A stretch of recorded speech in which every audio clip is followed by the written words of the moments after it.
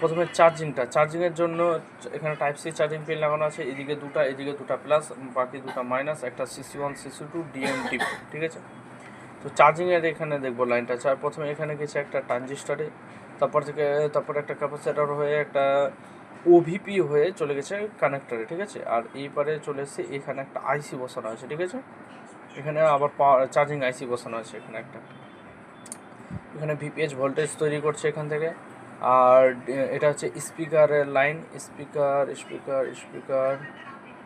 এই যে স্পিকারের জন্য এই দুটা প্লাস আর মাইনাস, এই দুটা লাইন গিয়েছে কোথায়, এই দুটা গিয়েছে এখান থেকে এই দুটাতে গিয়েছে এইখানে, ঠিক আছে। আর DMDPর লাইন এসছে এই দুটাতে, আর CC1 CC2 এখানে। আর মাইকের জন্য এই দুটা অনেক সময় যে এই দুটা খারাপ হয়ে যায়, ঠিক আছে।